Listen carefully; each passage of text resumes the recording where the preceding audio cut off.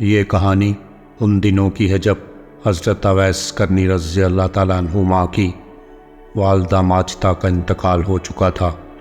ان کی وفات کے بعد حضرت اویس کرنی رضی اللہ تعالیٰ عنہما نے کئی بار مدینہ منورہ کا سفر کیا اور حضور اکرم صلی اللہ علیہ وآلہ وسلم کے دربار اقدس میں حاضری دی۔ ایک مرتبہ صحابہ کرام رضوان اللہ اجمعین نے حضرت اویس کرنی رضی اللہ تعالیٰ عنہما سے سوال کیا کہ آپ نے حضور اکرم صلی اللہ علیہ وآلہ وسلم کی ظاہری حیات مبارکہ میں زیارت کا شرف کیوں نہیں حاصل کیا؟ حضرت اویس کرنی رضی اللہ تعالیٰ عنہما نے جواب دیا کہ میری والدہ بیمار تھیں اور وہ مجھے اپنے پاس سے کہیں جانے نہیں دیتی تھیں۔ صحابہ کرام نے کہا کہ ہم نے تو حضور اکرم صلی اللہ علیہ وآلہ وسلم کی محبت اور اتباع میں اپنا مال و متاع، ماں باپ، بہن بھائی، اپنا ہر رشتہ سب کچھ قربان کر دیا، اور آپ صرف اپنی ماں کو نہیں چھوڑ سکے۔ حضرت اویس کرنی رضی اللہ تعالیٰ عنہما نے فرمایا کہ آپ حضرات کو تو حضور اکرم صلی اللہ علیہ وآلہ وسلم کی صحبت اور خدمت کا شرف حاصل رہا، آپ علیہ السلام کا حلیہ مبارک تو بیان فرمائیے۔ صحابہ کرام نے نبی کریم صلی اللہ علیہ وآلہ وسلم کی ظاہری صورت اور دیگر نشانیوں کے بارے میں بتایا۔ حضرت اویس کرنی رضی اللہ تعالیٰ عنہما نے فرمایا کہ میری مراد آپ علیہ السلام کی ظاہری شکل و صورت سے نہیں بلکہ باطنی صفات سے ہے، وہ بیان فرمائیے۔ صحابہ کرام نے فرمایا کہ بس جتنا ہمیں معلوم تھا ہم نے آپ کو بیان کر دیا، اس سے زیادہ اگر آپ کو معلوم ہو تو آپ بیان فرمائیے۔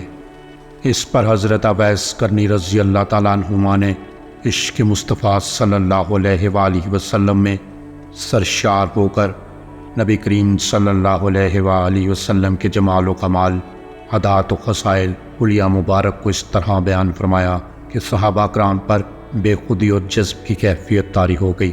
جب ان کی حالت سنبھلی تو صحابہ کرام کو حضرت اویس کرنی رضی اللہ تعالیٰ عنہما پر بہت زیادہ رشک آیا اور محبت کے جذبات سے مغلوب ہو کر انہوں نے حضرت اویس کرنی رضی اللہ تعالیٰ عنہما کے ہاتھوں کے بوسے لیے۔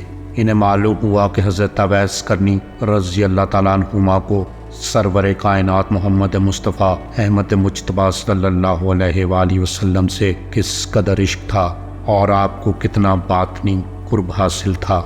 حضرت اویس کرنی صلی اللہ علیہ وآلہ وسلم کے باطنی فیض سے حضرت اویس کرنی رضی اللہ تعالیٰ عنہما کا سینہ منور تھا۔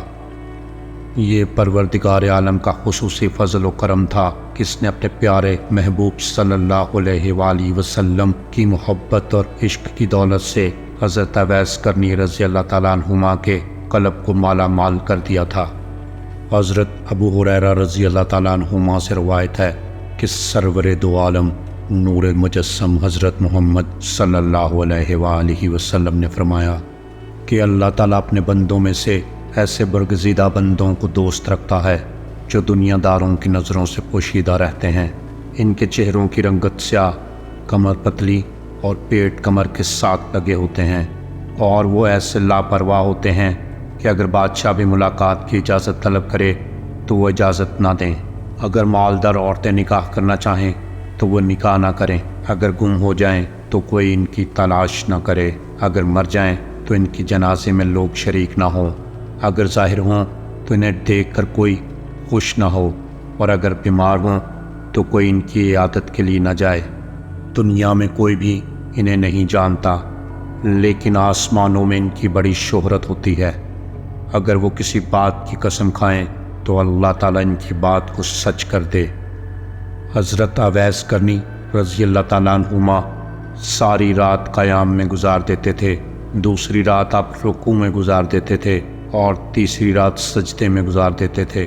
جب لوگوں نے آپ سے پوچھا کہ کیا آپ اتنی طاقت رکھتے ہیں کہ روزانہ ایک ہی حالت میں اتنی لمبی رات گزار دیتے ہیں، آپ نے جواب میں فرمایا کہ لمبی راتیں کہاں ہیں، کاش کہ ازل سے ابد تک ایک ہی رات ہوتی جس میں سجدہ کر کے بہت زیادہ رونے کا موقع نصیب ہوتا، مگر افسوس کہ راتیں اتنی چھوٹی ہیں کہ صرف ایک مرتبہ ہی سبحان رب العلا کہہ پاتا ہوں کہ دن طلوع ہو جاتا ہے۔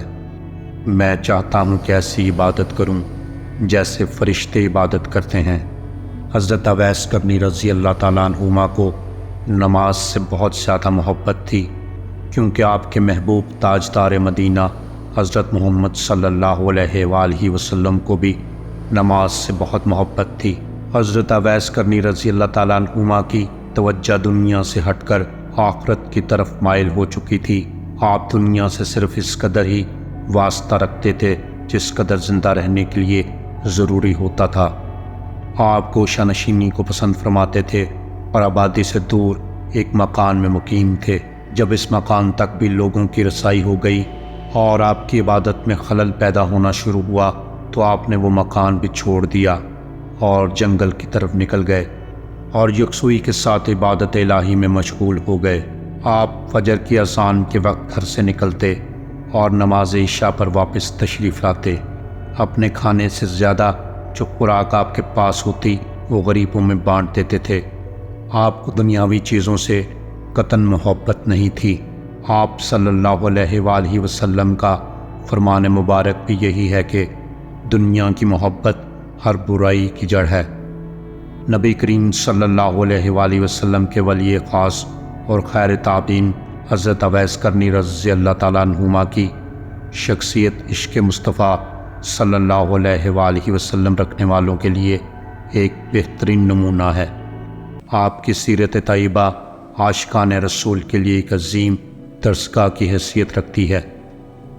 بے شک ہم کتنی بھی کوشش کر لیں اویس کرنی جیسی ہستیوں کی دھول کو بھی نہیں پہنچ سکتے، لیکن ہم ان ہستیوں کو مشعل راہ جان کر ان کے رستے پر چل کر اللہ کو راضی کر سکتے ہیں، اور اللہ راضی تو سب راضی۔